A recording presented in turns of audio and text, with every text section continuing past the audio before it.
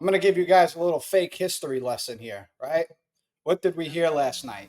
And I'm tired of hearing it. So this, I can say this is my first time, like playing in Madison Square Garden like this, where there was no COVID restrictions, and I mean, New York's the mecca of basketball. So playing here is for the first time like that was, even though I fouled out, it was unfortunate. It was dope. You can tell the fans are really, behind the Knicks, and it's always dope to see, especially when fans are super loyal like that. It's why all these NBA players always got to call Madison Square Garden the mecca of basketball. I'm tired of it, guys. I'm tired. The Knicks play in what many consider to be the greatest fucking arena in the whole NBA. Madison Square Garden. I get chills because I know I'm in this spectacular environment. You're always going to see celebrities. You know, everybody's got the same kind of energy walking past the garden, walking through it from the food court area right to the court. Once you see that MSG ceiling, so everybody knows Madison Square Garden is known as the Mecca. You play well in MSG, guys. You're remembered forever. It's just kind of a shame that for really the past 2 decades, the Knicks have they haven't really lived up to expectations, like the arena and the franchise, all that they had set out for themselves. We've almost kind of been considered a laughingstock of the league for a long time. Do me a favor, clear up something you said for me 5 years ago. Admit the Knicks are cool. Come on, bro. At that time, they weren't. I mean, the Knicks weren't cool, but they are a cool brand. One of the worst rated franchises in the whole entire NBA. Once the 2000s hit, guys, that was it. The franchise went from here, took a nosedive, traded Patrick Ewing, stupidest decision ever to ever get rid of Patrick Ewing. So it's been downhill from there. What did I hear? I heard Zion say Madison Square Garden, the mecca of basketball, his favorite place to play. Who else did I hear say that? Which arena is your favorite to play in environment-wise? My favorite arena environment, the Garden, MSG, Madison Square Garden. It's nothing like it. Madison Square Garden is so dope because the energy in there is obviously you in the Mecca, but they appreciate really good basketball. Yeah. I'm tired of it, guys. I'm tired of it. I'm tired of hearing that all these players saying the Mecca, the Garden, favorite place to play, the aura, the history, the this, the that. Who's going to be there when it matters? Who's going to be there to host that Larry O'Brien trophy? Who's going to be there parading up and down with Knicks fans on Fifth Avenue while we probably burn down the whole city? Who's going to be that guy? Because I know we got one. I know we got one of those guys. His name, Mr. Jalen Brunson. That's one. Give me one more. Who else, guys? Who else is one of those players that always talks about the Mecca? I'm pretty sure LeBron James. LeBron James has said on many occasions that the Garden is his favorite playground. And what happened with that, guys? 2010. The answer to the question everybody wants to know. LeBron, what's your decision? In this fall, man, this is very tough. In this fall, I'm going to take my talents to South Beach and join the Miami Heat.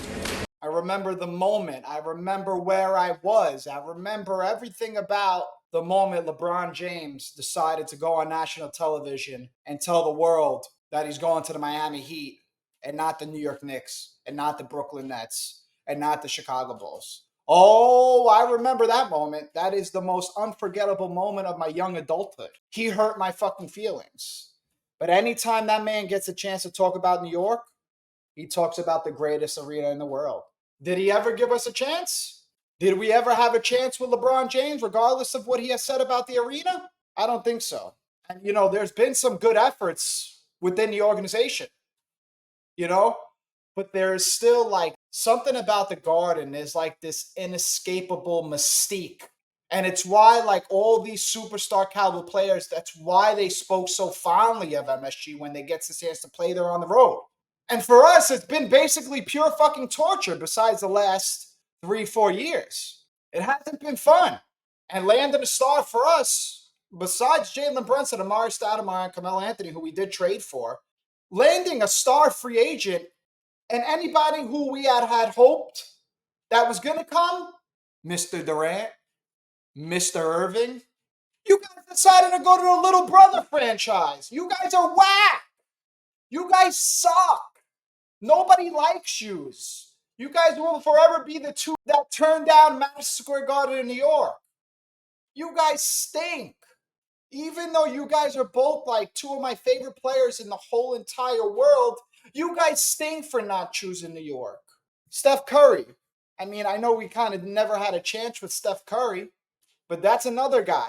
Constantly talking about the Garden, wanted to be at the Garden. Big moments in this building. The last time that the Warriors lost in this building, you put up 54. 54. That was 10 years ago, by the way, 10 seasons ago. That is crazy. That's basketball history in this building. Every time you walk in here, you think of all the greats that stuff put on this floor, all the amazing moments that have happened. You know, the home team, the road team. I remember Kobe, LeBron, MJ having amazing moments in here. So 54 and a loss, the record breaker and a win. I've experienced it all. It was a match made in heaven. D'Antoni. We were looking for a point guard. It was basically going to be Curry's team to run. What happened? Golden State decided to draft Stephen Curry, even though he did not want to go there. But kudos to them. That worked out in Stephen Curry's favor. Kemba Walker. I remember every time Kemba came to New York, it was special. Guarded by Wanamaker with 10 seconds to go. Coombs McDaniel on the screen. Walker with 7. Got a mismatch. Walker on McGee with 4. Kemba Walker. Step back. Walker. Cardiac Kemba does it again. UConn wins at the buzzer. Customers that come into my business, and one of them in particular, he was in jail for a little, and he had friends in jail that were good friends with Kemba Walker. And I remember hearing all of my youth that Kemba Walker always, wanted to play for the Knicks, always tried to find a way to play for the Knicks. Obviously, it didn't happen. He was very comfortable in Charlotte throughout those early years. But look, it happened in the back end of his career. And even though that didn't work out, it was a lot of fun, and it was a damn good story to see Kemba put on that Knicks jersey and suit it up for Madison Square Garden. I remember Kemba in Rice High School go up against Christ the King, Irvin Walker, for all you high school hoops dudes. I'm one of them. Irvin Walker went to Christ the King High School, one of the most elite players I've ever seen in high school basketball history to me. And I remember Kemba and him going up against each other, Rice, Christ the King. It was magical. Who's another guy? Kobe, this building opened in February of 1968. Every great player that since then's come through, hold the scoring record in this building. How does it make you feel? Oh, I didn't know that. That's pretty awesome. The opponent record was Jordan. He had 55. The record was Bernard King at 60. You just passed them both. Wow, man. That's I don't know what to say, man. That's awesome. It's a blessing. What is it about New York? 5 years in a row I've interviewed you after the Knicks game. There is something about this city, something about this building. What is it? I just enjoy playing here. And I think, on top of the fact that it's an electrifying place. To be the man, to come to MSG when we need him the most. We know who Jalen Brunson is. We know what he brings to this team. We don't care what Becky fucking Hammond thinks or Richard Jefferson thinks or all these other fucking people think.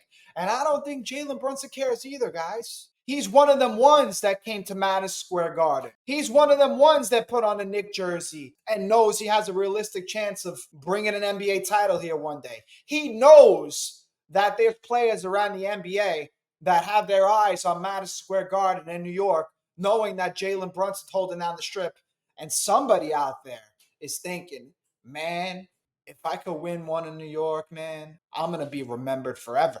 There just needs to be one guy. I'm not going to give my opinion on who I think it should be, but I'm pretty sure you guys could figure out on your own who is one of those real guys that we have a realistic shot on the next couple of years to grab and bring to MSG. We're damn close. And these players know that we're damn close and we're building something special.